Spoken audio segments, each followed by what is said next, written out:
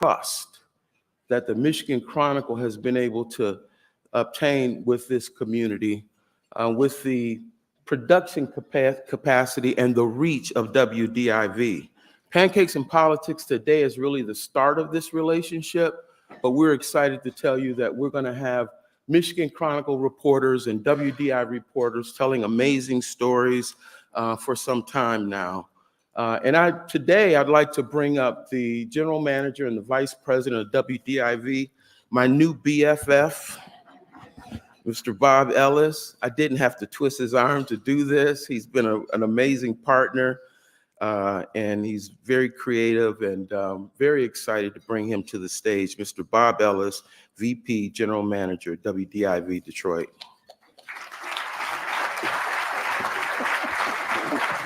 Thank you, Hiram. You know, Kathy just called you visionary, and I think in many ways, that's what, when you came to speak to us about your idea for this, I think visionary is a very appropriate description. You know, the work that the Chronicle does is important, it's meaningful, and I think, you know, you just used the word inspire. And I think, you know, you look around this room this morning, and I think you've inspired through the work that you and your organization have done for all of us to be together. You've for 19 years put together amazing programs, and we're just pleased and proud. When Hiram approached us and asked us about a partnership, I was absolutely thrilled.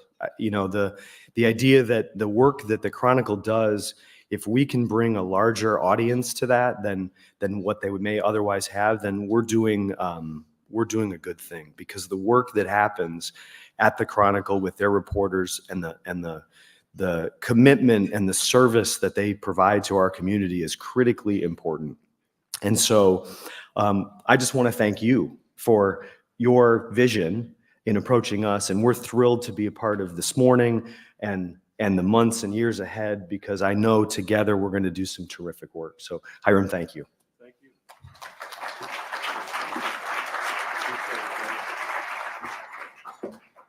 You guys like the new digs? All right. It's I really like the DAC, but I think this will do. I think it'll do. Let me see here. You know, speaking of great partnerships, PNC has been our presenting sponsor for the last 8 years. They are definitely one of the companies that have been with us since day one, Mike, back in the old National City days. But it's been a great partnership, and I want to bring greetings the president for Detroit and Southeastern Michigan, PNC Bank, Mr. Michael Bickers. And as he's coming up, I want to say I learned a few things about Mr. Bickers. You know, not only did we grow up a couple of blocks away, we went to school together. I knew I liked him for some reason. It's HP finest, Mr. Michael Bickers. Good morning, everyone. Thanks for coming. So this will sound a little bit different. So how is PNC doing, and what have we been up to in the first quarter? So here's what we've been up to. We've been celebrating women in business all quarter long. Had a great time a few weeks ago with United Way International Women's Day. We've been celebrating Black History Month with so many little children, pre-K kids at 30 different schools across the city. We've been celebrating partnerships all quarter long, those that are involved in the work of helping people and supporting children and families in their health and well-being. And today we get to celebrate once again with Hiram and his team. It's very difficult. I chair our foundation. A lot of you know that. A lot of you we partner with and support. It's extremely difficult to decide who we partner with each and every year. And sometimes you can't support everything, even though you want to. Those decisions are primarily based on the commitment, the passion, and frankly, how businesses ran within your organizations, so that we can make certain it's sustainable. We can make certain that you're going to do and deliver on what you said that you would do. And that's why we continue to partner with Hiram and his team at the Michigan Chronicle. Thank you for having us once again.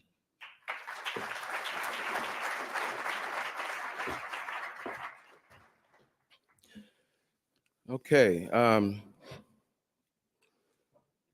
I personally want to thank Dan Gilbert for agreeing to do this.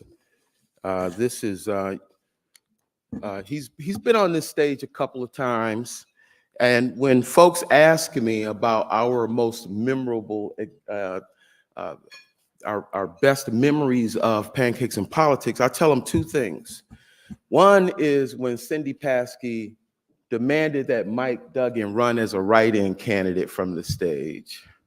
That was a big deal because, of course, he did. And that was the first time most of us had heard that. But the most memorable time was when Dan Gilbert showed up at the DAC in blue jeans.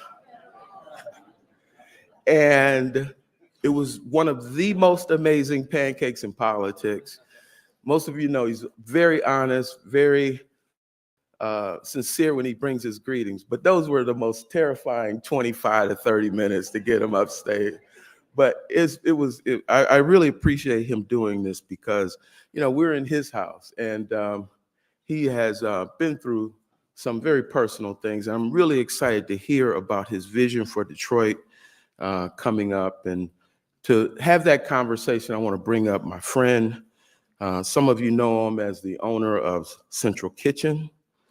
Some of you know him as the CEO of Archer Corporate Services. I just know him as this annoying fifth grader trying to hang out with the big dogs back in the day. But now he's Mr. Chairman of 1642 Ventures, Mr. Dennis Archer Jr.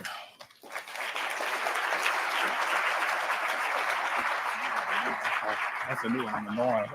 Good morning. I think he has it twisted. I think that I was so fly when I was in fifth grade that he was trying to hang out with me. But thank you all for being here. You know, before and while Dan joins us at the stage, we have one sponsor video that we like to share from DTE. So if the team could roll the video.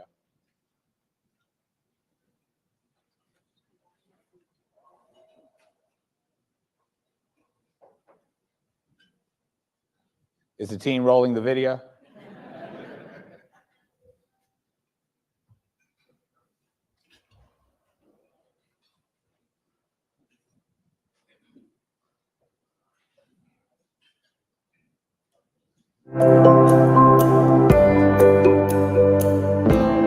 Hello, I'm Jerry Norcia, Chairman and CEO of DTE Energy.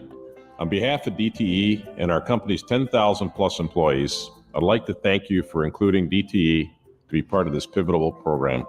For 18 years, the Michigan Chronicle Pancakes and Politics Forum has supported open dialogue between community leaders in many areas, from faith to business to government leaders and more, to discuss important topics that affect us all. This program is one of the region's most prestigious and respected speaker series. It allows us as leaders to gain insight into the needs of those we all serve and to work together to address those needs for the betterment of the city and the surrounding communities. The conversations, interactions, and relationships built during this year's events will create a lasting impact. We are all committed to maintaining a thriving Detroit, and that happens when you come together like you have today. Like you, Detroit is where many of us at DTE live, work, and serve. We aspire to be the best in the world and the best for the world, serving to improve lives with our energy. We are honored to continue our long-standing support of Pancakes and Politics. Thanks for joining us today and for everything you do to make Michigan great. Thank you to DTE and Jerry Norcia, and good morning. Dan, good morning. Good morning, Dennis. You know, it's very interesting. A few things are different this morning. Hiram mentioned, I don't know if you heard his remarks, but I'm not sure if the last time you and I did this, you rolled up to the DAC with blue jeans on. Yeah. And, you know, that's kind of a no-no. Yeah, that place wasn't happy about that. They were not happy about that. I'm not even sure they would let these sneakers, No, those are what, Jordan, 11s? Jordan 11s or Jordan 1s. Right? Jordan 1s, yes. I'm assuming you guys, I took my tag off at StockX. Yeah, of course. Of course. These We're are- gonna get to the startup ecosystem. I think I'm the oldest sneakerhead in America right now. I don't know, man. I think you may be beat. Not by me, though. No, you're catching up though. It's very interesting though, being here, in your headquarter building. It's funny, everyone has tried over the past several years, I think, to get Dan to speak. And I think Hiram decided he was going to bring, we were going to go to the mountain. And so come to your headquarters, and you had less of an opportunity to say, no, you wouldn't participate. So you just had to come up the elevator. So thank you. We're just amortizing the cost of this building. Got to bring some revenue in. So, and the other interesting thing is, so Hiram, I usually get here like 1 or 2 minutes like clockwork before it starts, but Hiram and Kofi called me last night specifically and said, please be here by 7:30. I think they were a little nervous about us being up here together. Yeah. I thought they would say 8:30 because they thought I'd be late. But, that's a nice picture of you, by the way. Yeah, that is good. You guys can't see it. They have an amazing airbrushed picture of me on this screen right here. It's good. But Dan, look, so I've had the opportunity to be in contact with you and communicate with you. A number of people in the room may never have met you in person and have not heard as much from you directly about what's been going on with your life. And, this Memorial Day will be 5 years since you were on the rooftop of your newly renovated building downtown and fell ill, and come to find out that falling ill was a stroke. And you told me thereafter, you said, and I've had written down, you told me you would never wish this on your worst enemy.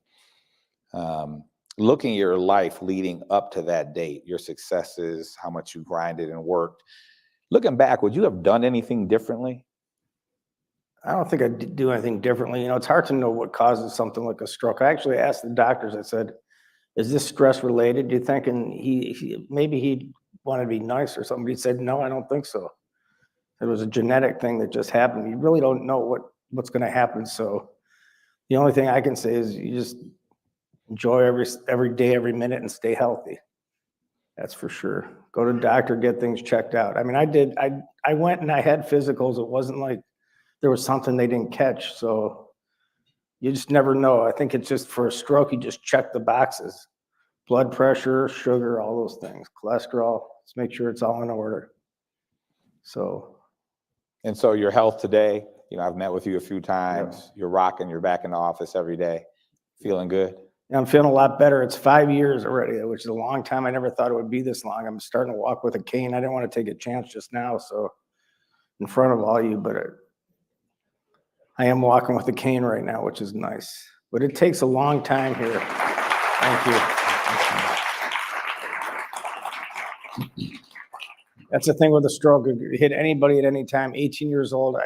When I was in the hospital, there was an 18-year-old woman next to me who she got a little loud at a concert, just sort of lost her mind at a concert, and something burst in her head, and she had a stroke. So it could happen to anybody, anytime, men, women. Doesn't matter who you are or where you come from. And then you could be sitting there for 5 years in a wheelchair trying to figure stuff out or more. But the recovery is very slow. That's the big challenge. It's slow. So I had the opportunity to, and I saw Bob Riney in here somewhere, and I think Jerry Darby is here, but had the opportunity to meet with the Henry Ford folks. And they gave me an overview of the Shirley Ryan Ability Lab and the Neurofibromatosis Research Institute, both of which you are helping to fund. But talk about, and particularly for those of us who are African-American in the room, we over-index in a number of different diseases. Yeah. Talk about the importance of funding research, and then the importance of having first-class research institutions in Detroit from an economic development standpoint. Well, first of all, the first part of your question, African-American men particularly they index 2x compared to any other men in the country on stroke. So my early comments, watch your health, check the boxes. As far as investing the money in a city that's African-American, I think it's very, very important just because of that reason I just said. I mean, we got to have medical facilities that can service everybody. And Henry Ford is committing a huge amount of money and capital and more importantly, their brain power and their time to building that new campus up. So we're very, very proud to be part of that. But that's going to be a big medical center and a big focus in Detroit. Not only in Detroit, probably nationwide. People are going to come here from a lot of areas and a lot of places to work there and to be patients there. And the Shirley Ryan Medical Center, or the Shirley Ryan Ability Lab, is from Chicago. That's the place I actually went for recovery the first 3 months after I had the stroke. Great facility. For 30 years, they won whatever magazine that is that kind of ranks centers like that. 30 years, #1 in the world for neuro rehab. And neuro rehab is not just strokes. It's people who have spinal cord injuries, brain injuries. So that'll be very, very important to be here and very exciting, Dennis. Yeah, part of that, your and Jennifer's contributions to the hospital will be part of a remaining legacy.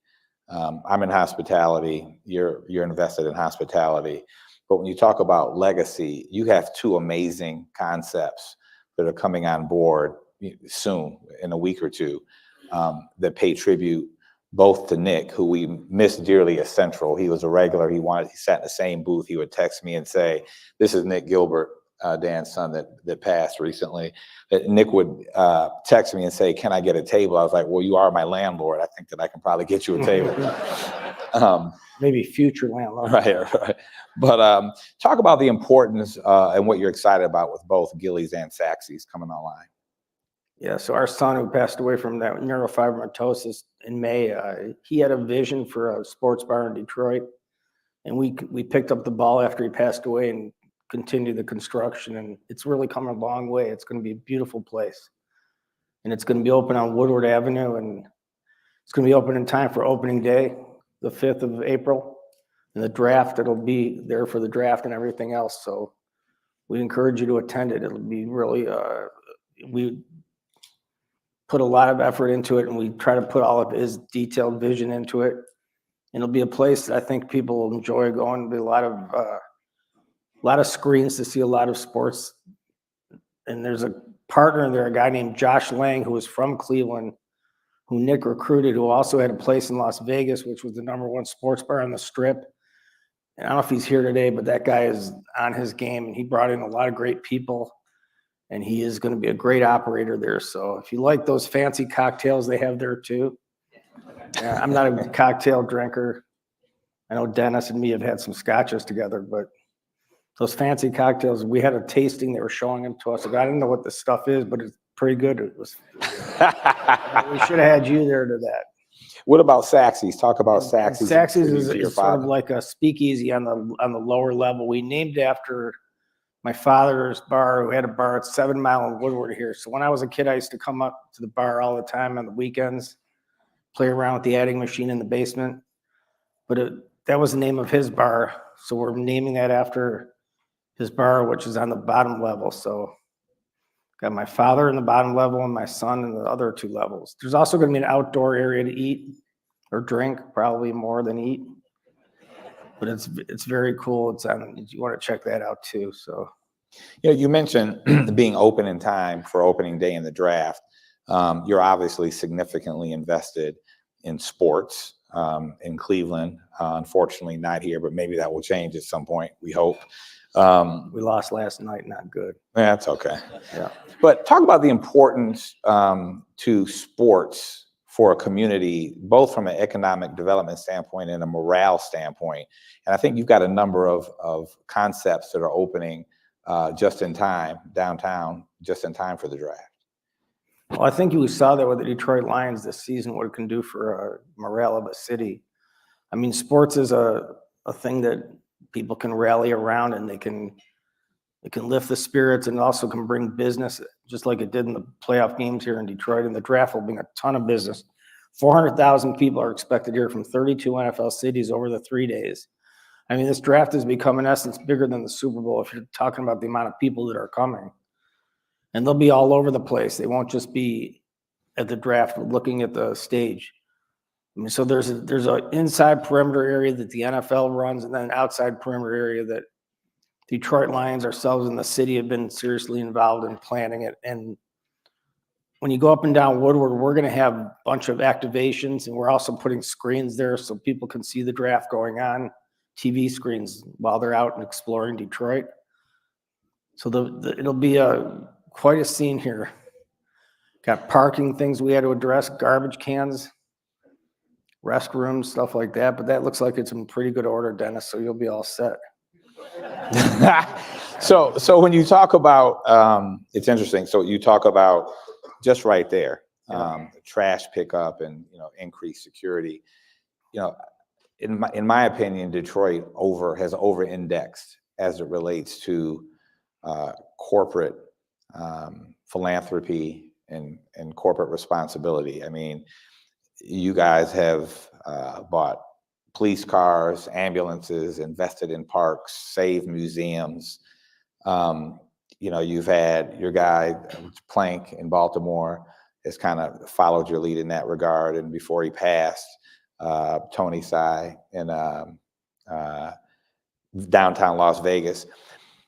But in a perfect situation, how would you bifurcate the responsibility of government versus the responsibility of private business in making a city thrive? Well, I don't think it's bifurcated. I think it's a joint effort, and it always has to be a joint effort, not just government and business, but also the foundations, the citizens. I think you're seeing that in Detroit here, that just everybody's getting behind a vision. And when that happens, nothing can get in the way. And we're seeing that here. City government has been better than it's ever been.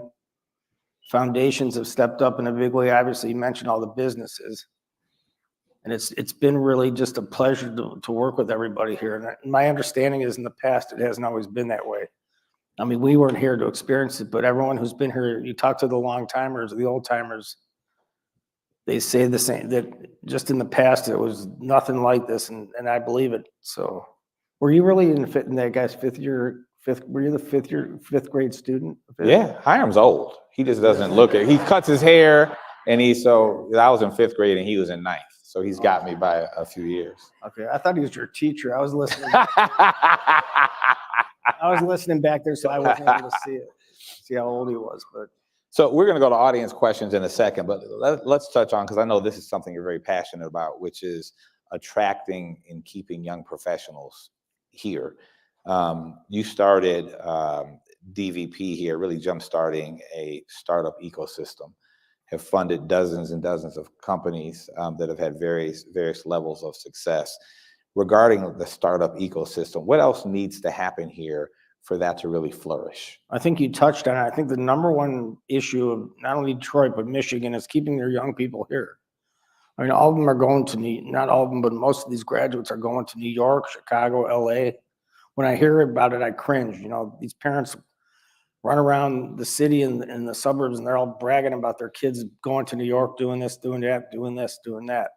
We need to keep them here in Detroit. First of all, the investment that the state makes in Michigan State, and Wayne State is billions of dollars a year. So we're investing our tax money in these universities to train these students who are going to other states, and those states are getting the benefit of their human capital, which is crazy. Not to mention, they're our kids. They're not somebody else's kids. They're our kids.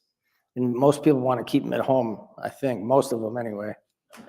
And so, once we keep them at home, then we can go out and recruit others from other states, but we'll see. I'm thinking about taking an ad in the New York Times called the Detroit Amnesty Program, where, and I'm serious, where all these kids, we'll figure out how to give them a year of free rent, a job, a car, whatever else we need to do to recruit them.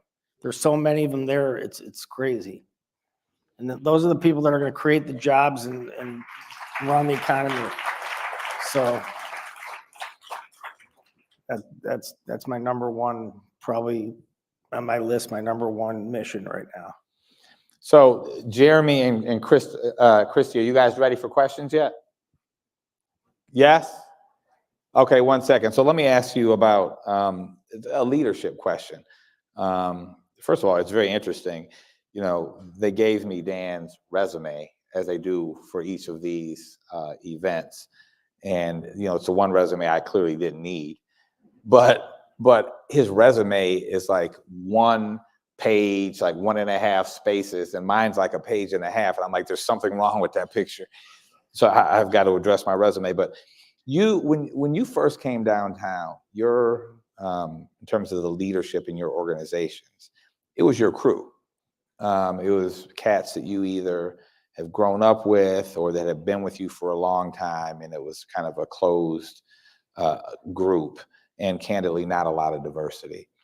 And when you look now at your two largest entities, you have Kofi and Varun leading, and if you look throughout the industry at StockX, you have people like Sadell that have been there since day one, that have done well with you. Talk about that pivot and you getting comfortable moving away from, you know, those people you're close to, have grown up with and trust, to bringing people from out of the state to lead your organizations. Well, I think that any organization, when you start, your people are that you're surrounded with, they're kind of growing with you, and you're not really looking outside for much. But now that when you get to a certain level, you say, let's go look at the talent pool that's around us, not only in the city but in the country. And we found some great people all over the country, including Kofi and Varun, and there's others too in the organization that are recruited from outside of the state. And by the way, the city now is a big attraction for people. And if they don't know it before they get here, once they get their boots on the ground and walk around, they definitely know it. So that's a good thing. That you didn't used to be that way for sure. Absolutely not. So Christy McDonald from WDIV and Jeremy Allen from Michigan Chronicle, Dan, are going to take some questions from the audience. Christy, I see you got the mic in your hand. I have the mic, so I'm just looking for hands. Who's got a question? I'm running Looks up like towards the front. looks like we have one right over here too as well. Okay. Do you want to go ahead and grab first, Jeremy? Go for it. Okay. I see Rochelle. I wore heels. This wasn't a good running shoe.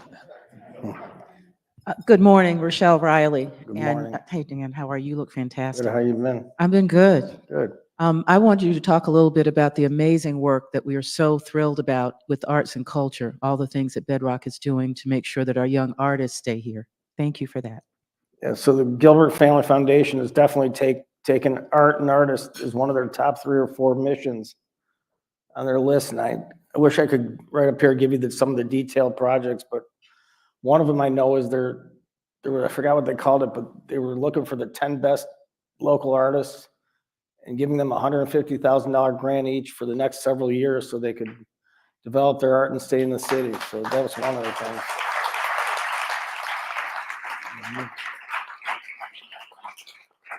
I think if you read about cities and their comeback, art usually leads the way in a lot of places.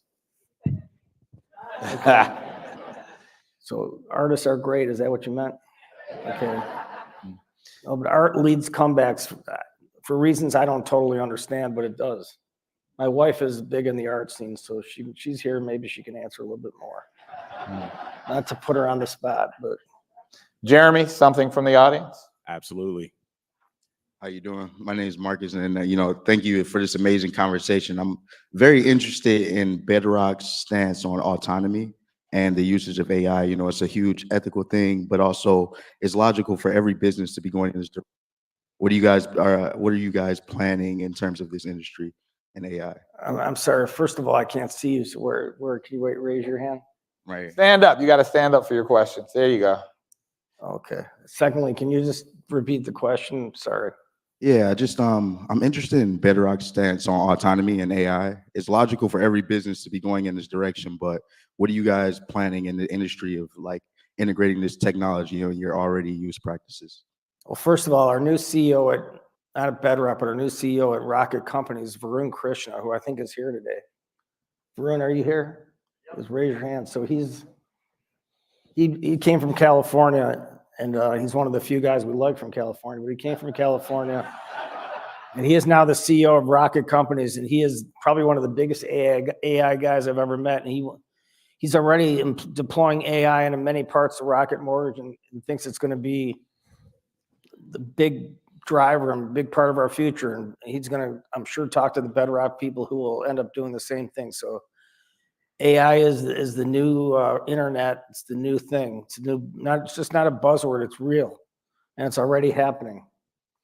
I don't know. You want to say anything more? They can give you a mic, Varun, if you want. He said that's okay. All right. Christy, we'll come to you in 1 second, find another participant. But Dan, let me ask you a question about office.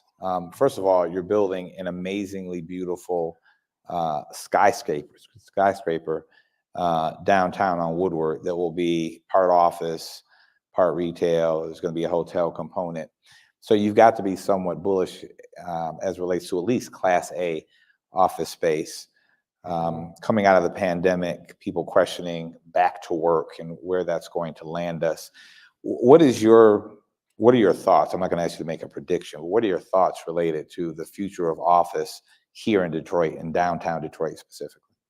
Well, I think if you talk to our leaders and talk to people who have been around the business for a long time, it's very important that people are in the office. It's just very, very hard, as a lot of you may know, to conduct a lot of things over Zoom or whatever.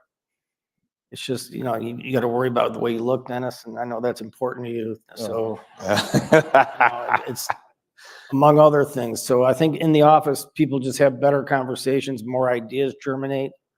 And so we're very, very pro people being in the office. And also, the more people that are in our offices, the more they spread out downtown and frequent the businesses that are here, the restaurants, the dinner establishments. We need that. We definitely need that. And so we're more apt to have people in the office. Now, we do have some teams that have allowed their people to stay at home, I think 1 or 2 days a week, but we're trying to even reel that in.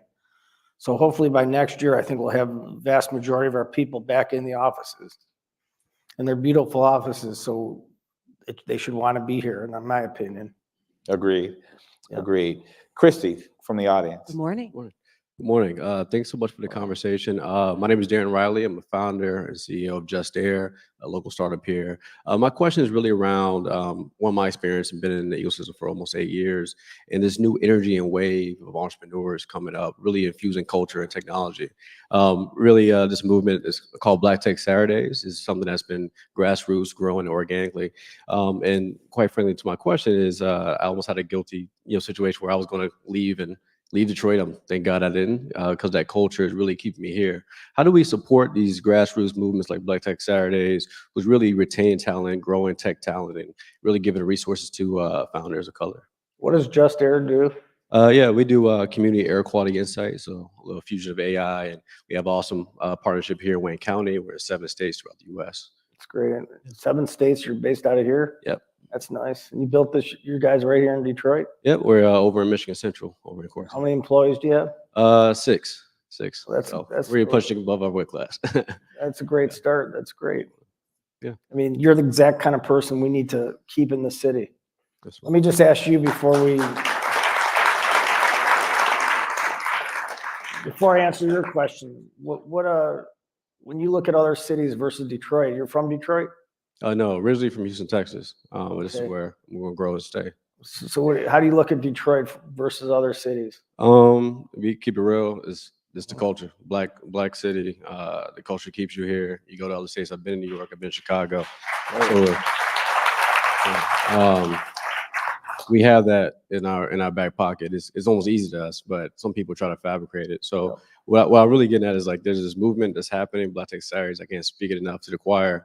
That's really taking that and really infusing that, and you're seeing a lot of innovators. I'm just one of like hundreds. We have an event here the Saturday, Black Tech Saturday, celebrate Women's History Month from 1 to 3 o'clock. But please come down and you see that energy that's keeping me here. Well, that's great to hear. Let me say, because you did mention her, I know that if my parents were in the audience, and I did not mention particularly my mom, who I think is probably watching streaming, when it was over, I would hear about it from my dad. And so I do. Jennifer, good morning. I see you over there. So thank you for joining us this morning. Thank you for being here. Jeremy, we'll go to you next, but let me ask you a question, Dan, going back to sports related, while we wait for another question from the audience. People have different opinions on NIL and the amount of money these college players are now demanding to either move through the portal or to be recruited as a freshman. And some people believe it's no different than a professional sports league now. Like, what's your opinion on NIL? Should there be guardrails around what is allowed? Because right now there are really no hard and steady rules. It seems like they have lately turned into almost pro-like players, and it is kind of nuts. And I could probably argue both sides of this. I mean, these guys are bringing in, and when I say guys, I mean mostly guys, but guys and women are bringing in, multi-millions of dollars to these universities and not getting paid for it. I mean, they're getting paid with their scholarships, but they're bringing in a lot more than they're getting paid. So the question is, the free market takes over, should they not be entitled to more money? That's their stance. The other stance is these are college students who are players. Do we really want to turn that into that at this point in time? I probably would err on the first or on the second argument. I think that you have pro leagues that they'll eventually get into if they're that good, but do we really want to turn our students into pro players while they're playing college and while they're going to classes? I mean, it's a tough call. What's your stance on it? I mean, I think so. No, it's very interesting. So, and I will tell you that I kind of had an epiphany. So I was involved with the U of M's basketball program when I was a senior in college. Chris, Jalen, Juwan, Jimmy, and Ray were seniors in high school. And so I could go watch them play. I could host them on campus because I was a student. I was not a donor. I was not an alum. And so, and then I worked with the program through their term there before they ultimately all left. And, everyone realizes, I think, that there was some controversy around the program during their time there. And I think what was alleged was maybe a couple grand here or a couple grand there. And, then I went down to Houston, Dan, to the national championship game. I think my partner Mike is here, who he went to school with you at Michigan State. I was giving him a little rub because they weren't playing in that game. Yeah. But one of the few championships that weren't playing. Right. Yeah. But so the Michigan NIL collective had a lunch the day of the game. So I went to the lunch. It was probably 300 or 400 people in the room, and talking about the importance of NIL to collegiate programs. And good morning, Reverend Anthony. Were you on time? Okay. So it was extraordinary. That's I mean, Reverend you're talking to. I know, but we got an inside thing. Okay. All right. So Okay. it was amazing if I would juxtapose the experience and what happened with the basketball program during the Fab Five time and what I saw in this room, which basically they put on the screen the top 3 tiers of schools related to their NIL revenue. And like at the top tier was Alabama and some other SEC schools. Michigan State was actually ahead of Michigan in the tiers. We were in the 3rd tier. And so a colleague of ours, which I will leave nameless at the moment, was up on the mic and basically had people passing the hat. And it was started off at 250 grand, then 100 grand, and halfway through it, somebody came up with $1 million anonymous gift. So they raised like $2.5 million in 15 minutes for these programs. And so I feel, I'm a traditionalist. I think that there should be some foundation with better equity. I think that giving the kids, and let me also say that sports has changed. Collegiate sports has changed. The revenue has changed. The exposure because of social media has changed. And so the value of these athletes to be able to tweet or post something on Instagram to the institution, that was not around years ago. That was not around during even the Fab Five tenure. So in my opinion, since you asked, I believe that they should be compensated more than free school and a food stipend. But I'm not sure if it should be a free-for-all where they've got endorsements just like a pro player. I don't even know also if they're really doing the name, image, likeness when they get to that. Let's say even when they go to the school, I think it's just they somehow get money to them. I'm not sure they're even doing that many endorsements in real life. Yeah, I think So that's it's kind of a facade, Yeah, I think it's a school by school deal. Some schools say that they want to do it right, but at the end of the day, they're just paying the kids to come. Yeah, I think it's up to the conferences to put guardrails or the NCAA to put guardrails on it, you know, so I don't know how each individual college can do it. I mean, they could, but they're probably not going to. Interesting. We'll see how that plays out. Jeremy, we've been up here chatting. You have somebody? I do. Here Oh, is that Anthony Kellen? Hey, what's up, doctor? Dan, I just want to say, I got a bid for you today, man. Your family has been in our prayers for a long time. It impacted me personally, you and I. I'm Keller Mortgage. We've been around a long time. We served on boards together, and I just wanted to say thank you for all that you do. And I would be remiss not to just say how much you've impacted me positively in my business. But I do have a tough question for you. Sure, go ahead. And I'm surprised to have two titans like rocket companies and UWM and such a strife. And I'm just wondering, like, I don't know where that beef come from. And I talk to those guys all the time, and they give me their pitch, and I believe in fair market and choice. But I just want to know, what happened? Like, what's the Great question. We don't have I never met that guy. I really haven't. Okay. So I think I shook his hand once in passing, but I never met him. I don't really know who he is. But all I know is that my PR guys show me this stuff in the papers of things he says, but we don't engage because we have nothing to engage with. We're not in any beef. That answers that question. It does. Yep. Thank you, and it's good to see you again. Yeah. Nice seeing you. Thank you for your comments.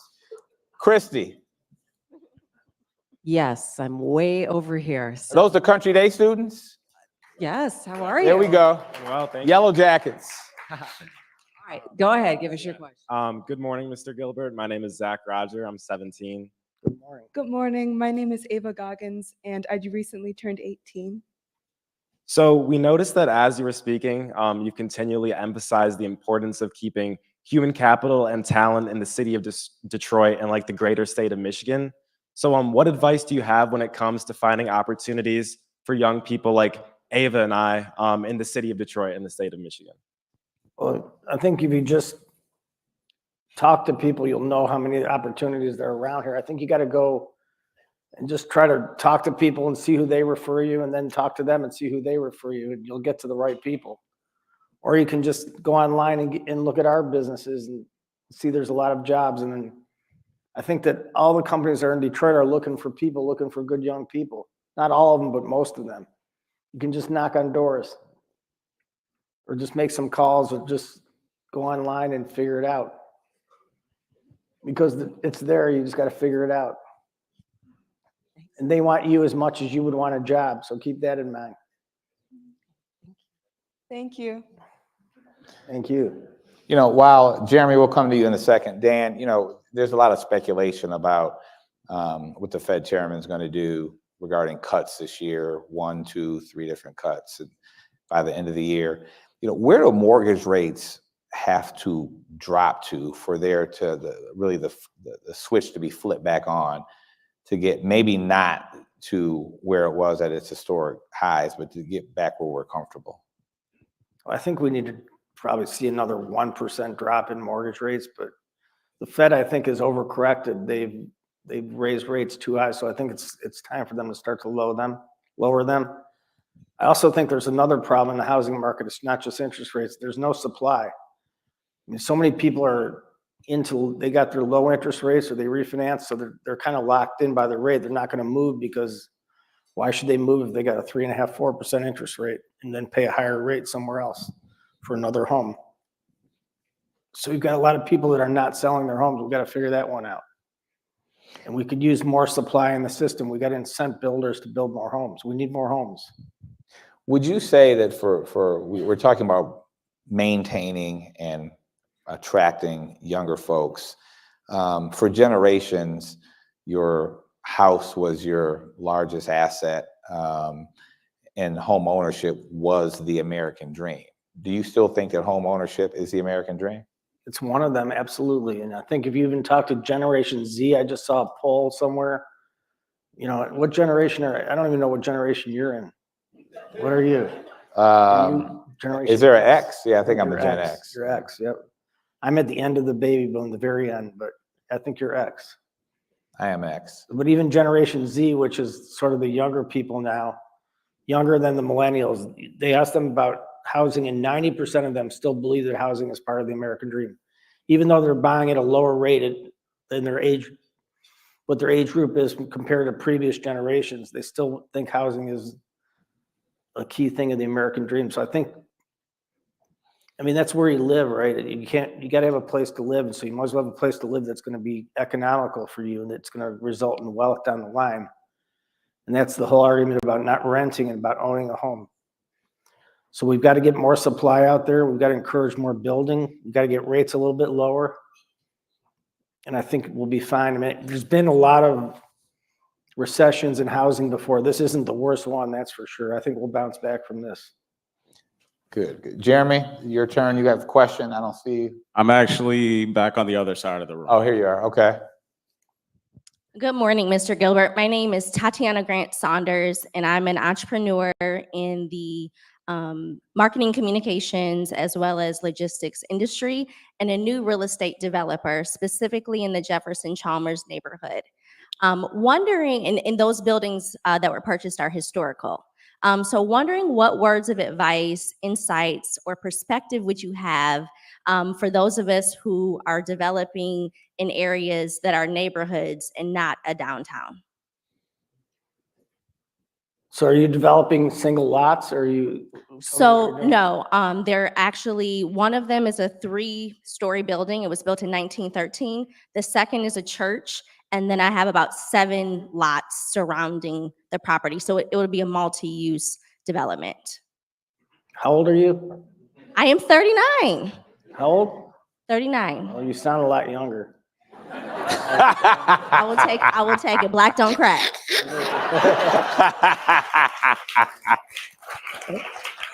Well, 39 is still young. It's great that you're doing that. And I think you just keep doing what you're doing. And there's demand for housing all over the city. It's not just downtown.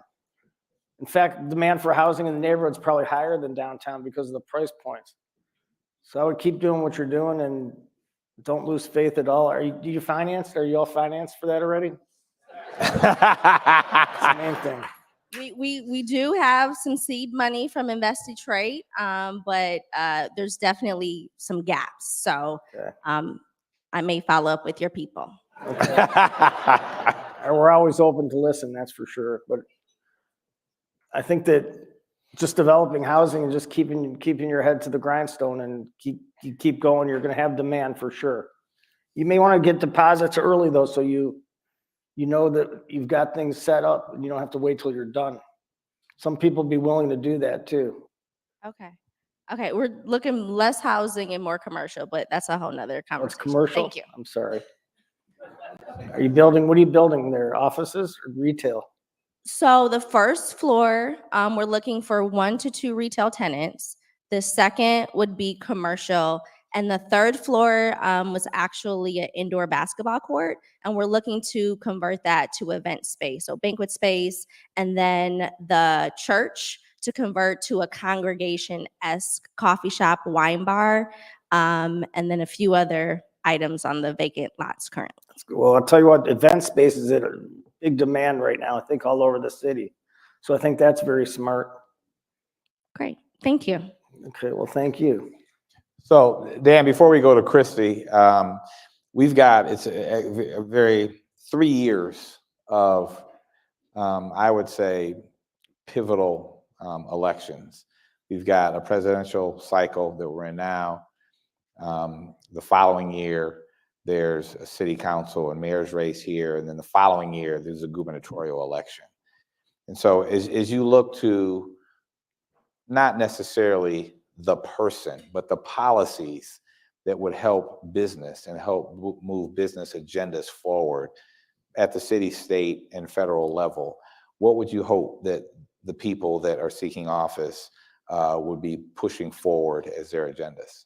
Well, I'm not so sure at the presidential level, but I think at the state and local level, transportation has got to be close to the top of their issues, because transportation is not just for business, it's for what I said earlier, we're attracting young people or keeping the young people in the area. They all check transportation as one reason why they maybe wouldn't be in this area, because other cities and regions do have it. So I think the politicians have got to focus on that as one of their top causes. So not just business, but for the whole region. Glenn, you like to hear that. Christy, you've got a question. Sure do. Good morning. Good morning. Good morning, Mr. Gilbert. My name is Good Amy morning. McMillan, and I'm the director of the Huron-Clinton Metro Parks. We are very excited to be partners with the Detroit Riverfront Conservancy, with the city of Detroit and Wayne County in our Learn to Swim programs, everybody in the pool. And so I'm really very curious what you think about how having high quality public spaces and outdoor recreation opportunities for kids and their families means to a community in terms of bringing people into the community and maintaining the people who live here in the city and throughout the region. Well, I think it's huge. Since the day we got here, we've been promoting public spaces and parks. I mean, look at Campus Martius Park compared to 10 years ago, all the things going on there. We had beaches there. We've got basketball courts in the warm weather that goes up there. There's a lot of things. I can't even remember all the things that go on there. But there's concerts there. I mean, that's just one park too. I mean, all the parks, at least downtown, are pretty much activated, but in the neighborhoods, I think some of them are activated as well and continue to need to be. I mean, you need parks for the community to stay together, to have a place where they can go outside, and not just business people, but people who live around here. So we're a big proponent of parks and open spaces. And in our developments, we try to make sure that we have built for that. In fact, in the Hudson site next door here, there's an area between the two buildings that will be public spaces for people to sit on benches, hang out, and do what they want to do. Thank you so much for your leadership and your investment in this area. We know how critical it is to Michiganders. Thank you. Jeremy, I think we have time maybe for one more. I am right in front of you. Oh, here we go. Omar, chef, good morning. Morning, DA. How are you? Good, thank you. Good. I can't see where you're at. Straight ahead. In front of you, Mr. Gilbert. How you doing? Good, brother. How are you? Good. Good. My name is Chef Omar Mitchell. I am one of your proud tenants at Table Number 2 Restaurant, downtown Detroit. Oh, great. Thank you. How's business? Business is good. We're excited about the NFL draft coming. It's certainly a pleasure to be a tenant of yours. Myself and Great. Dennis are just going head to head, trying to make sure we do good things for the city of Detroit. So it's certainly a pleasure to be here. How's your business, by the way? It's good. We talked about it. We made those adjustments you Yeah, but suggested. And we're not in good. front of 400 people. No, right. But it's going well. Good. Omar, you got a question? Yes, I do. But you have to share some of those suggestions to me now. So most recently, we just brought 31 African-American Black esteemed chefs to Table Number 2 Restaurant to do a fundraiser event. And it was remarkable, ranging from Master Chef Sean Loving to Chef Lorenzo, Chef Devante, et cetera. These folks was amazing. And I would be remiss to not ask the question, where does Bedrock see the future with the brown and black chef community to get inside of these brick and mortars to operate and own their own restaurants in the near future? Well, the more of that, the better off we'll be as a city, that's for sure. So we're a landlord, have these spaces, and we'll, if you have ideas on specific spaces that we should be addressing for that need, let us know. We're always open to listening. Thank you. I appreciate that. And you do have a great team. They always answer my calls every single time I call. That's and good to always hear. open for suggestions and comments. Thank you. Good to hear that. Kofi's here too, the CEO of Bedrock. He's probably happy to hear that. It's great. Kofi, are you there? Where are you? Right there. That's the man. He is the man. He's great.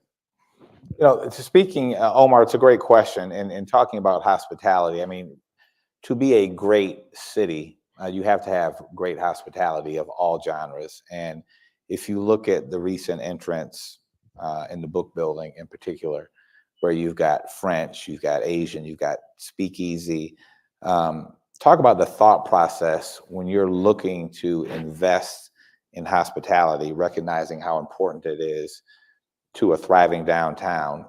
How do you choose what sort of concept, what genre of restaurant or lounge or bar that you're going to put in next? We actually hired a company for the book that takes inventory of the whole city and the area around it and says, what are we missing? What do we need? And that's how they came up with their concepts. But I think to your general comment about hospitality, I mean, people need to eat, people need to sleep. That's just simple, right? So you got to have that in a city, and especially to attract conventions and conferences here. Number one thing they look on their list is how many hotel rooms do you have? How many restaurants do you have? I mean, it's amazing what's happened with the restaurant scene in Detroit. I mean, people are coming from everywhere to just have dinner now. And that used to be, that's a far cry from what it used to be. So, and I think the restaurants are much better here than in the whole region. There's a diverse amount of them. There's foods from all kinds of genres, if you will. So, and even including your place, which I love. Yeah, we appreciate it. Yep. It'll be 9 years in August. Wow.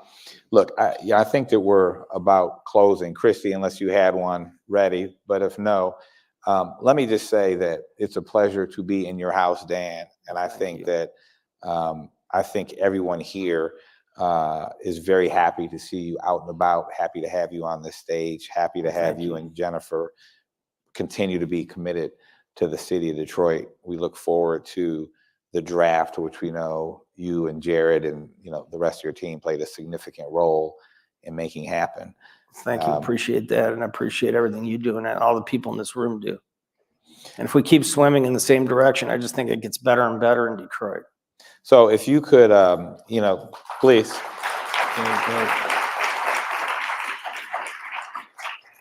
So, you got a room full of business leaders and successful professionals in the room from many different industries, from city and suburb. If you could make a request at how everyone in the room could help move the city forward, help your multiple missions, what would you have us do to be of assistance? I would say figure out how you could hire more college graduates into your businesses. Because the more you do, the more they'll talk to their friends and their relatives, and that'll keep expanding things. And we'll finally address that problem of keeping our kids at home. Which that's the future. Those are the ones who are going to create the wealth of the future and create jobs themselves. So that would be my one request. My other request is to come downtown and go to these guys' restaurants. Yeah, please. Yep. So. Yeah, well, thank you. Thank you on behalf of Michigan Chronicle, on behalf of WDIV and their phenomenal staff. We appreciate you being here, and we will see you next month. Have a good day. Thank you for having me. Thank you. Great. Stay seated. Thanks, Dan. Appreciate you.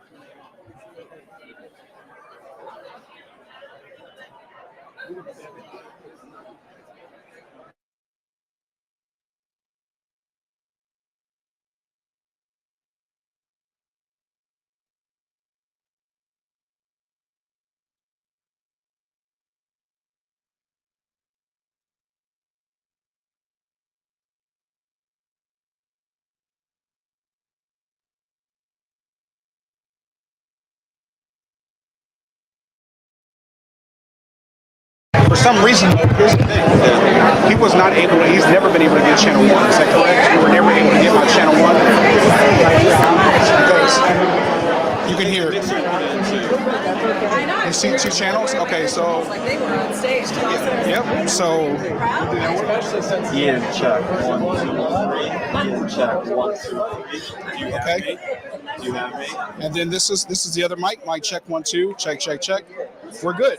You hear Ian too? Do you hear Ian too? So I'm having a conversation with Ian. Hey, what's up, Ian? How you doing, brother? Check 1, 2, 3. Yep, we're good. Okay, cool. 2 minutes away. Okay. We don't need to. We're good to go. You got this good? Right here.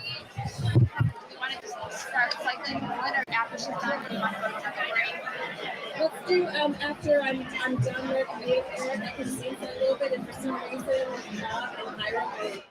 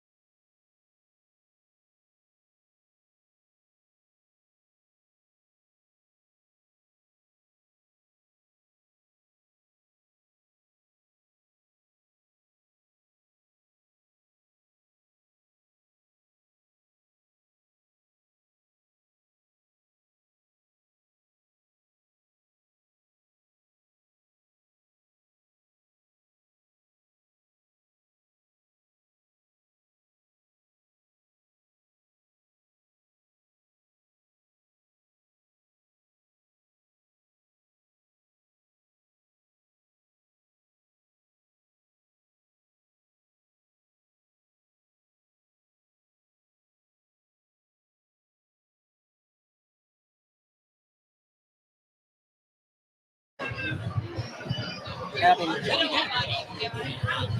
right, do you have me? And do you have Eric's audio here? Test one. Okay.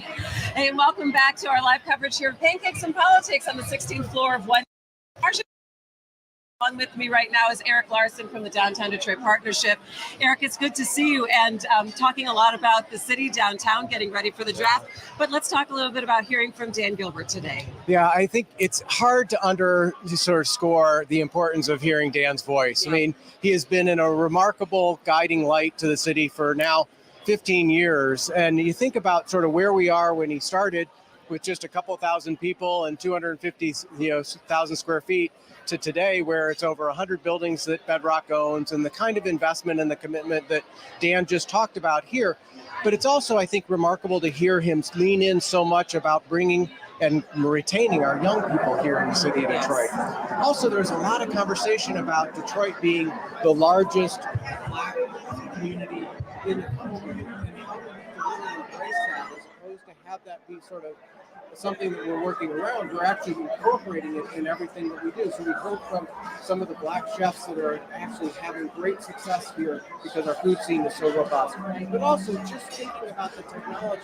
Black Tech Saturdays was brought up, and how that is taking young, not only entrepreneurs, but also incredibly new ideas and bringing them to fruition. So Dan is sort of behind all of that in many different ways, whether it's through the Gilbert Family Foundation or through some of the actual for-profit companies. And that's what we heard today. Yeah, and I think when we talk about investment in the city and coming off of the wave that we have over the last 4 years and where Detroit is right now, bringing more people downtown, more companies trying to invest here. Talk to me a little bit about what you're working on right now, which I know you're very busy with the NFL draft coming in. Well, the NFL draft is definitely all consuming. I think we were just talking about the fact that we've gone to zone defense because we can't go man on man.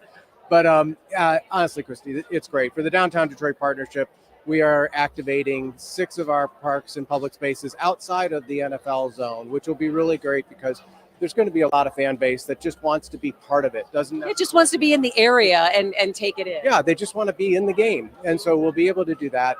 But also we're working on things like I-375 and a unique opportunity, once in a generation opportunity to reinvest in our infrastructure and really think about what is the future of infrastructure and mobility in a city that has been known for mobility. So those kinds of things are the things that the Downtown Detroit Partnership is leaning into.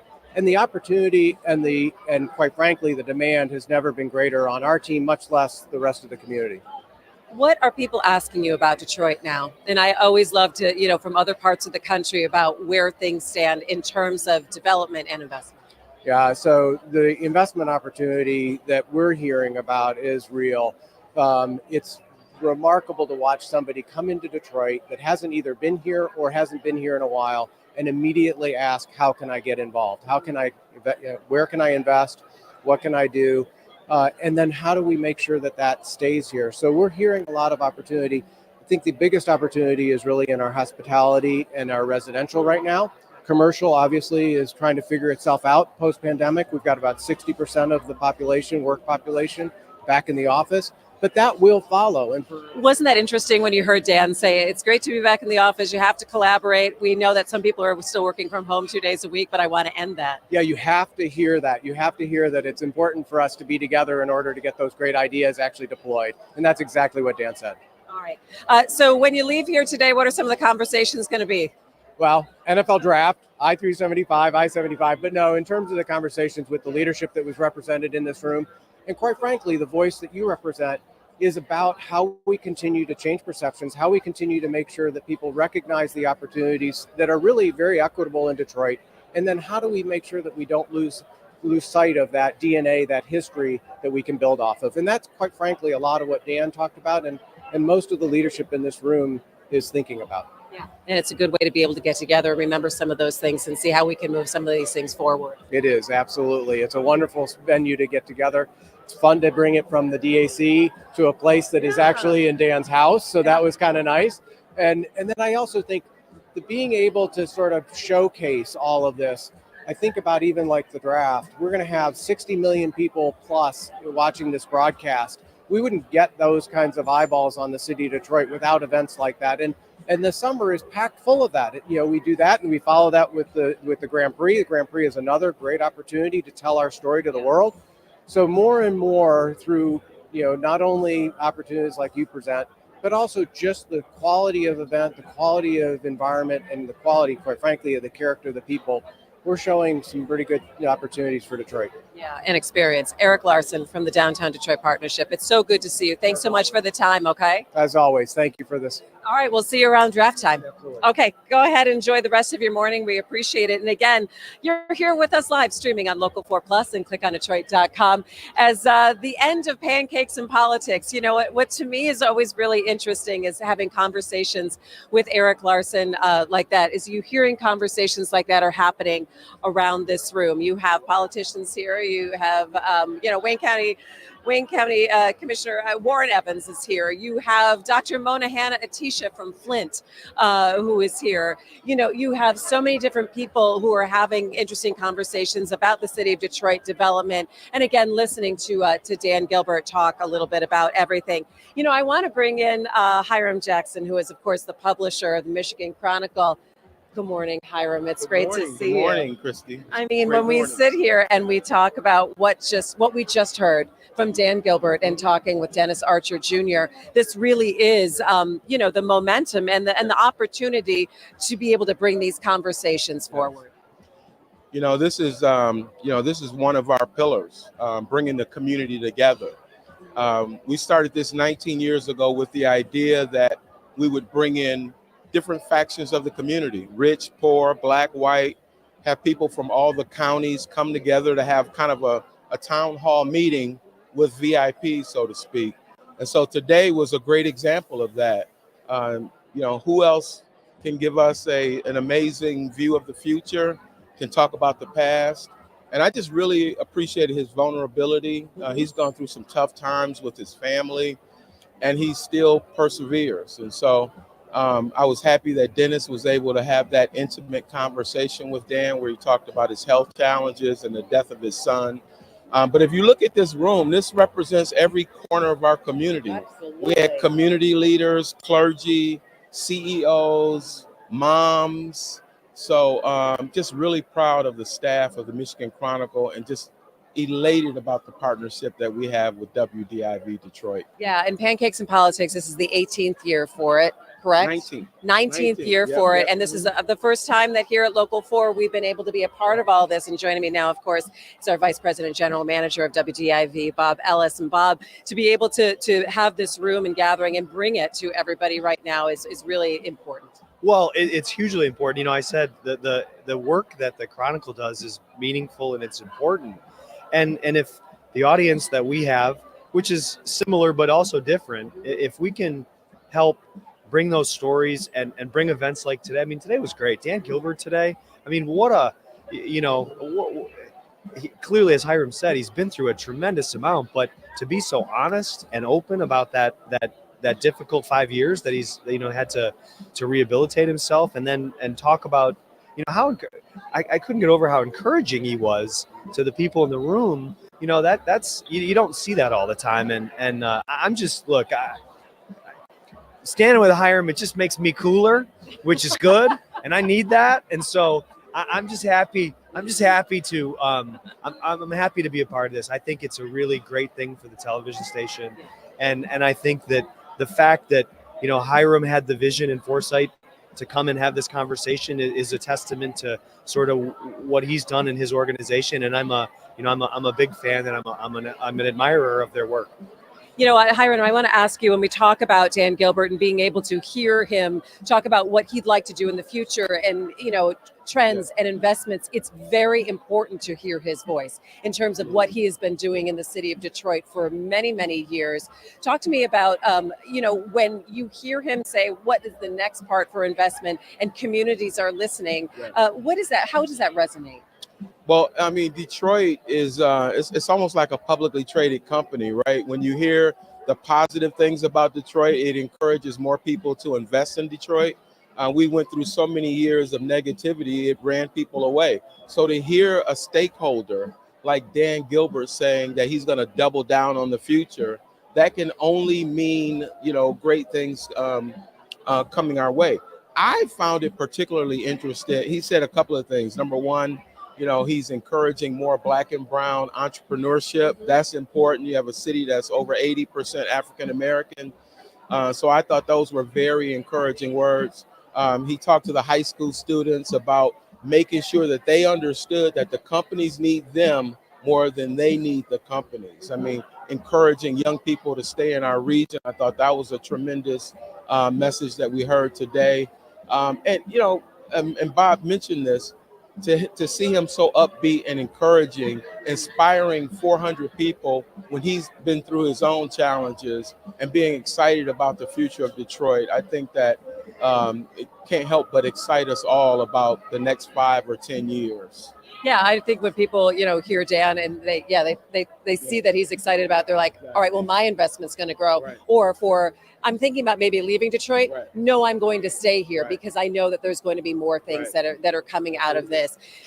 And I'll tell you, I had an epiphany. Dan was sick. He couldn't work, but institutionally, they kept moving forward. So he built a really special team. Everyone in that organization understands the mission.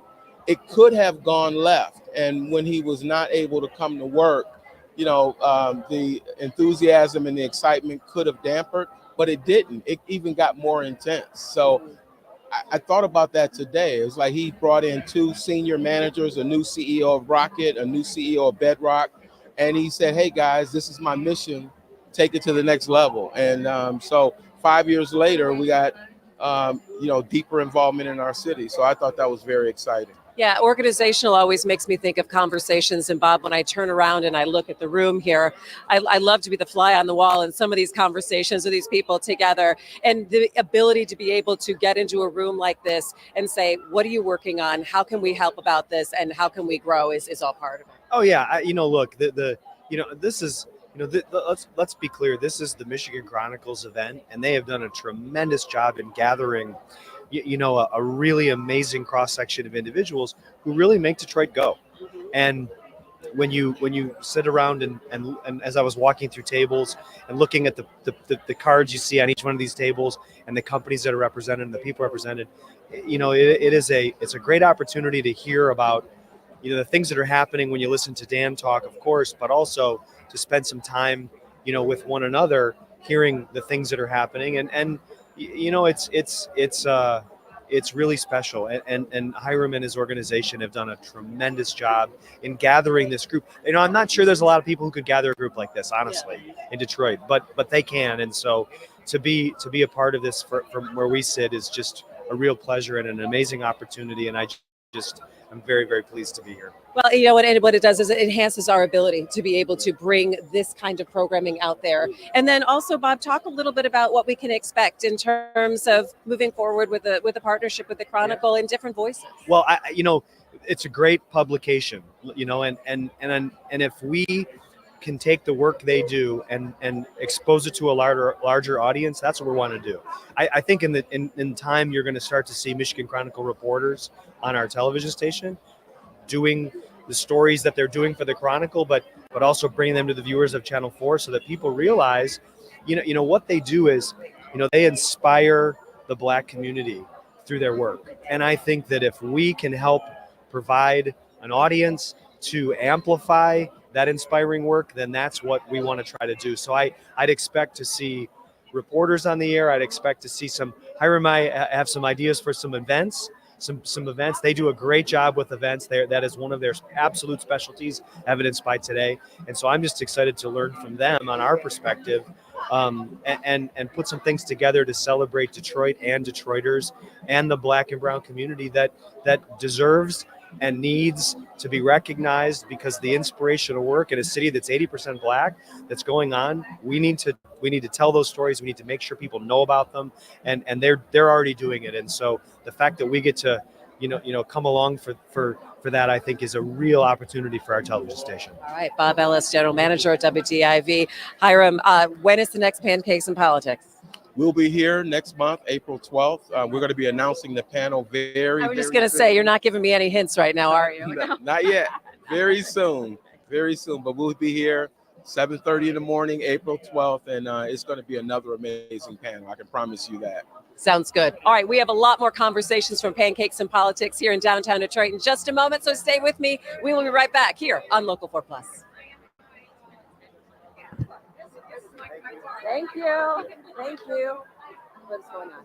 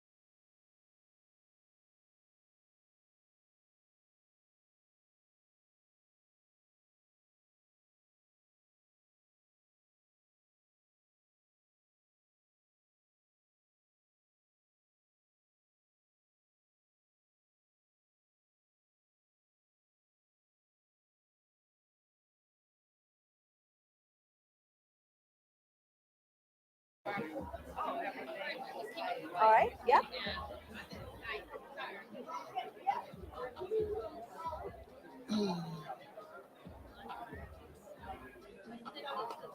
Okay.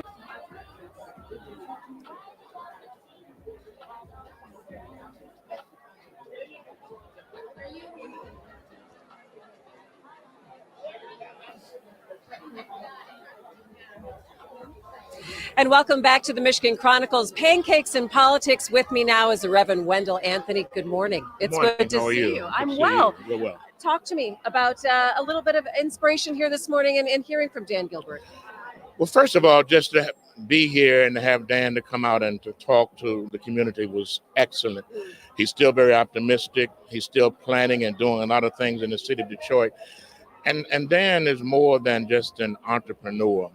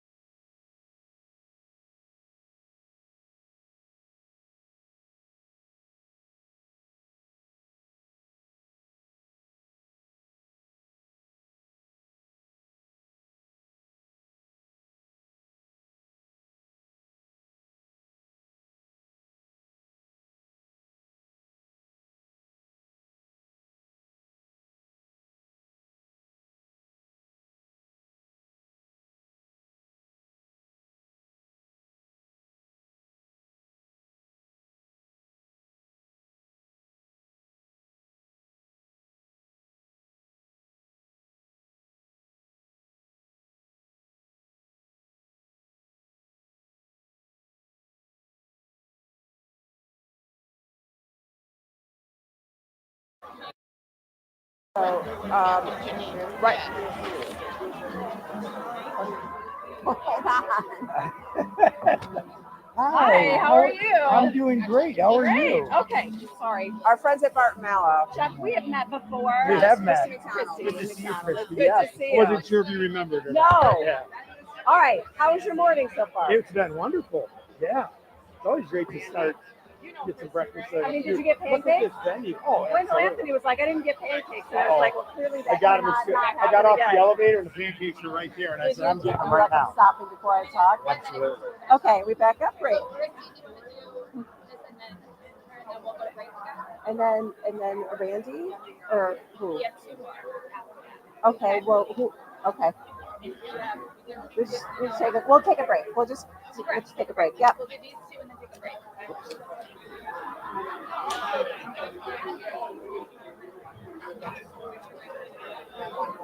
Great. All right.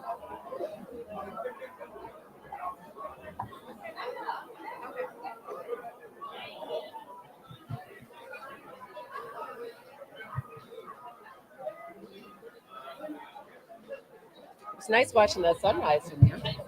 Beautiful. Every time I come up here, there's not a bad scene. I know. Not a bad scene. Yeah.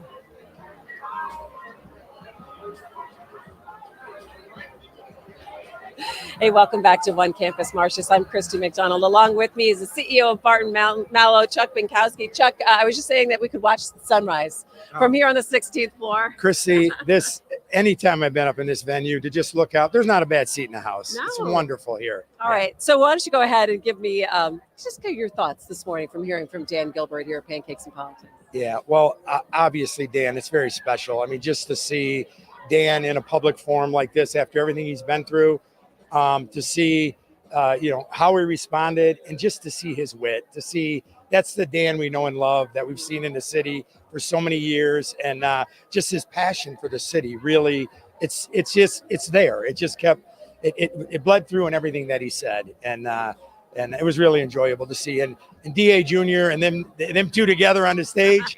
That's always interesting, and you wonder what bantering's going to happen. I feel like I'm eavesdropping on like a cool conversation on a Saturday night somewhere, Christy, we all feel that way. It's like we all want to be part of it, which is really neat. I think invite us next time. Yeah, I think the whatever it was, 400 people in the room or whatever, they all felt that way. Yeah. When we talk about the 400 people in the room, I try to describe this event for people as there are people in this room that can make things happen for all of us in Southeast Michigan, and the conversations that come out of here are so important. They're super rich. I'll tell you, it's great connecting with friends and colleagues that you don't see, but maybe a couple times a year at stuff like this.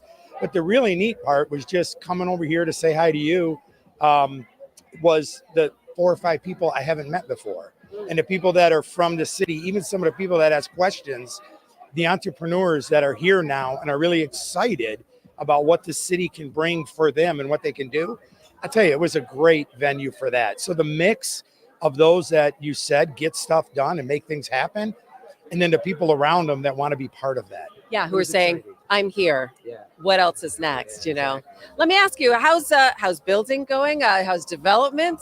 Give us a sense of where we're standing here in Detroit and the region. You know what? Obviously, Detroit is home. It's very special to us. Around the country, there's a lot going on for a lot of people. But here in Detroit, to see the vibe, to know some of the things we're really fortunate to participate in. We, having our core purpose of building with that American spirit, people, projects, and communities, and then looking forward to being able to participate in the Henry Ford Grand build that's happening. To be able to, I just got an invite to a topping out celebration at the Hudson site for the steel, and how exciting. I mean, everything to see the city, just really the projects that are happening that are supporting the community. That's the beauty about it. And then to know that there's many of our team members that are part of this, and there's something, I've been in Barton Mallow a long time, and to be able to drive through the city and point out that you were part of something special, building something special, to think of all of our team members with everything going on in this city that will have that opportunity in the future is really special. Yeah, Chuck, I was going to ask you specifically when we take a look at the Henry Ford development that's going to come in. When you're mentioning these things, these are once in a generational type of projects that will leave a footprint in the city for years to come. When we think about what has been able to happen here in the city in the last 20 years and the forward momentum, describe that. Yeah, so I don't know, I don't think I mentioned, we're celebrating our 100-year anniversary this year, and we're super excited about that. And it was kind of cool. I was able to walk in the Thanksgiving Day parade alongside our first year of a float in the parade. It was really exciting. And the reason I mentioned that is the float was meant to just outline that history, what it means to be part of this city for so many years. And we actually sprinkled around the float those iconic projects over the years, from right in the front of the float is a post office, which my father worked on, a ex-Martin Mallow person, that worked for Martin Mallow for many, many years.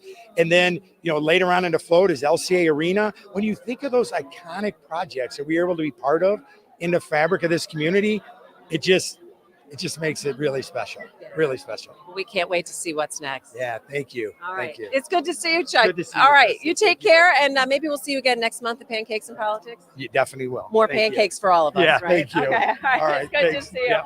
All right. We'll be right back with more of our live interviews here from Pancakes and Politics in downtown Detroit. Stay with me. Thank you. Have a good one. It was good to see you. We'll do this again, okay? Yeah, oh, absolutely. All right. Good stuff.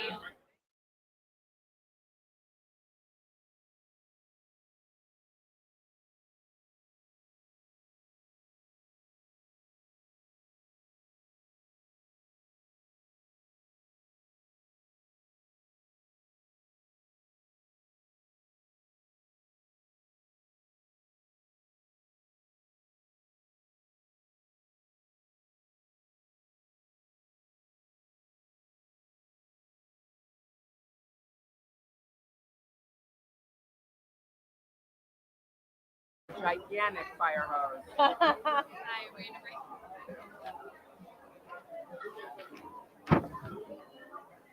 So what are we going to talk about? All right. Yeah. We are talking about. Let's talk about Dan's message about keeping younger people here, workforce development, like that sort of thing. Okay. Is that good? That's good. Good. I can. You're like, well, I can do that. I can do that. Okay.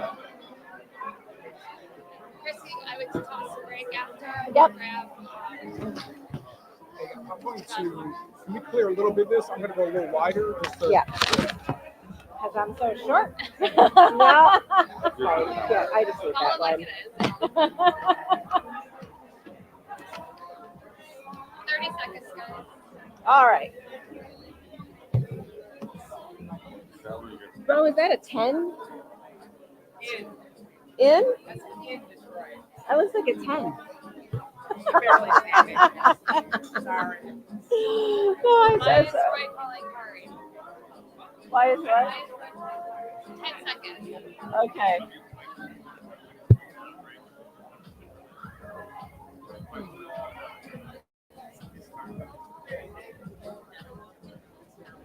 Well, welcome back to our live coverage here of the Michigan Chronicle's Pancakes and Politics on this Thursday morning. I'm Christy McDonald, and so glad that you're with us here on Local 4 Plus and clickondetroit.com. We've been having some great conversations after hearing Dan Gilbert speak on the main stage, and really a great room and a lot of energy here this morning. So joining me now is Randy Barris, of course, from the Business Leaders for Michigan, one of the great organizations in Michigan, representing CEOs and kind of some of the forward-thinking nature of where we'd like to see things happen here in Michigan. So it's a good morning here, huh? It was a great morning, and hearing Dan Gilbert talk about attracting and keeping young talent here in Detroit and in the metro area is really in line with what one of the areas that we're working on at Business Leaders for Michigan. How do we keep the people here? Right. How do we grow the knowledge economy jobs so that more young people want to come here and earn a good living? It's a great place to live, and we've got so much to offer here. You know, when we have these conversations about the jobs that are here right now, and then also the workforce that need to fill those jobs, and looking at the college education attainment of our population as well, what are some of the conversations that business leaders are having right now about how to scale a lot of that? So it's not just getting more people to enroll in college here in Michigan, but it's keeping them in college and getting more graduates. So in line with Governor Whitmer's plan to have 60% of Michiganders with a college degree or credential by 2030 is something we have to keep working towards. There's a new plan that just came out this week from the state, from the Workforce Development Board, on how do we get more of that here. So it's how do we incentivize the colleges to work with wraparound services, remove barriers so that more students can stay in school. How do we make sure that high schoolers are filling out the forms so that they can get the financial aid? Do you know that last year there was $100 million left on the table because not enough students filled out the FAFSA form? That's a stunning statistic. So if we could get more kids in high school to see all of the opportunity in front of them and then make a clear path for them, whether it's a 2-year school or a 4-year school, we can really help improve the educational attainment in Michigan and have the right talent to fill all these great jobs that are coming here. I know the business leaders has also been taking a look at even our K-12 system and the improvements that we need to make in the education here as well. What are some of the conversations that we're having statewide with leaders? So one of the things is making sure that there is a statewide standard for what a high school diploma represents. It's not just you showed up to class, so your attendance record is good enough for you to graduate. It's are you meeting the standards so that you have the skills to go on to college or go on into the workforce and be prepared for those jobs, not just the jobs today, but the jobs that we know are coming in 20, 30 years. How do we prepare our students now? There was a lot of talk this morning about AI and artificial intelligence. And so we need a lot of tech talent because we need to build those systems for AI. And how do we use AI ethically? And so we've got to make sure that our students coming up through K-12 are ready with those skills. You know, when I hear all these conversations that we're having, it goes towards this bigger, larger conversation of growing the population in Michigan. And of course, the council that the governor has put together in terms of trying to see what are the multi-pronged effort that we need to do here in Michigan. And I'm sure there's a lot of conversations happening about that as well. That's right. So it's education from pre-K all the way up through college.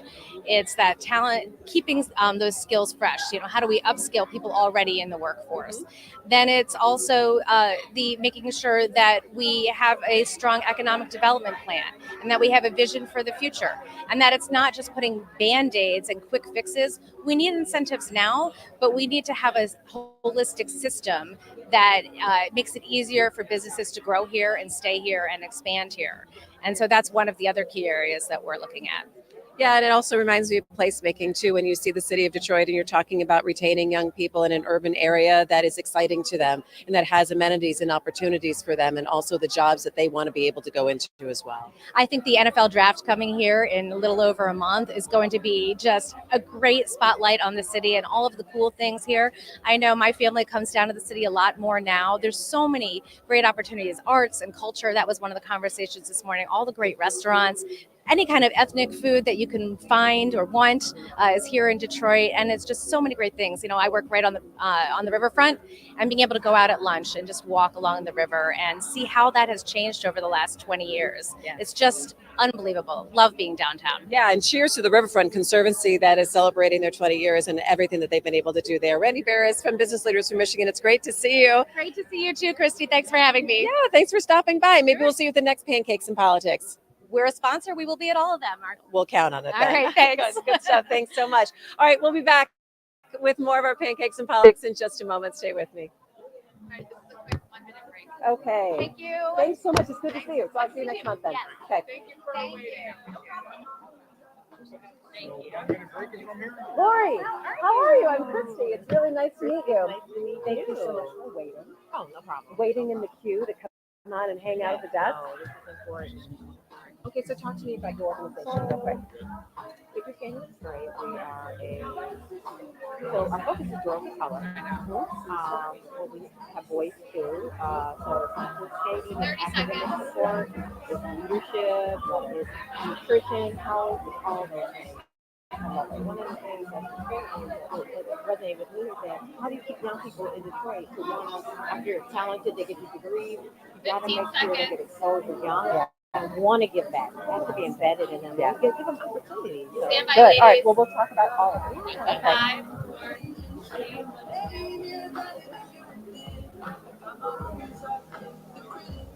All right, welcome back. Say hello to Lori Ward, everyone. She's with Figure Skating in Detroit. Lori, it's good to see you. Good to see you too, Christy. All right, this was really a wonderful conversation that we heard with Dan Gilbert and Dennis Archer Jr. today. What stood out for you? Absolutely. What stood out was the idea of how do you keep young people from gaining education and they're talented? How do you keep them here to make sure they're committed to helping the communities in Detroit and metropolitan area grow and thrive? We don't want them to gain this talent and leave. So that's super important. I run a youth development organization. The name is misleading. We are really all about academics, leadership, and getting ready for creating the next leaders in the city of Detroit. So tell me how you started it. Yeah, so Figure Skating Detroit, we're in year 7.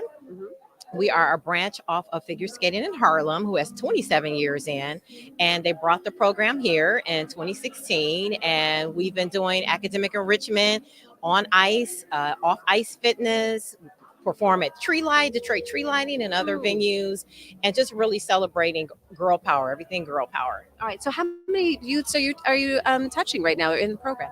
Oh, yeah. So in our signature after school and summer dreams program, we have 60 to 75 girls, but we also do a series of skating clinics that will give exposure to young people, both boys and girls, in school districts. So Detroit Public School District is one of our partners. We just did a skating clinic with Jack and Jill and the Girl Scouts. Nice. Yes. So in a year, we touch over 200 young people. The idea of exposing people to their hometown, to different things, and then you said making sure that they stay and can give back, and knowing the importance of knowing where you're from. Yeah, so the key is to get to them when they're very young and embed that idea of giving back, the power of giving back, and being committed to making your communities better. That has to start as young as possible. And so we started enrolling girls at age 4 now. Oh my gosh, that's amazing. What were some of the conversations that you had today that were really impactful for you that you'll take out of this room? So how do I increase exposure? How do we support each other with sharing funding opportunities and partnerships? Partnerships are everything. Collaborations. That's how you get the attention of a lot of foundations and supporters like a Gilbert Foundation. It's because you're collaborating and you're partnering with one goal, and that's to help the city grow and thrive. Yeah, and I think it was really interesting when Dan talked about the public and private partnerships and the foundation partnerships that we see come together in this area to make the city go. Absolutely. I exist because of foundations that believe in us and believe in what we're doing for our young people in the city of Detroit. So it's super important. Okay, is this your first Pancakes in Politics, or which one? Yeah, no, I would say this is about my 4th one. One of our board members connected me, and I've loved it ever since. Great conversations and making great connections. Good. Well, we're glad we connected with you today. I really appreciate it. Thank Good you to see so you. much. All right, Lori Ward from Figure Skating in Detroit. Yes. Good to see you. Thank you. All right, have a great morning. We'll see you again at Pancakes in Politics. All right, and thank you so much for being with us today. This is the first time that Local 4 has teamed up with the Michigan Chronicle, and this is going to be an ongoing partnership to be able to bring this kind of programming to you, to expand everything that the Michigan Chronicle is doing, and also bring it out in a different way. So if you've been watching us this morning on Local 4 Plus and clickondetroit.com, we so appreciate it. We're going to make sure that you can see this in the conversation with Dan Gilbert and Dennis Archer Jr. on demand, and of course, we'll have stories for you on Local 4 News at 5 and 6 o'clock tonight. All right, so I think they've run out of pancakes and run out of conversation. So we're going to wrap it up here at One Campus Martius in downtown Detroit. So for everybody at DIV who helped put this on today, I'm Christy McDonald. I'll see you a little bit later on this afternoon.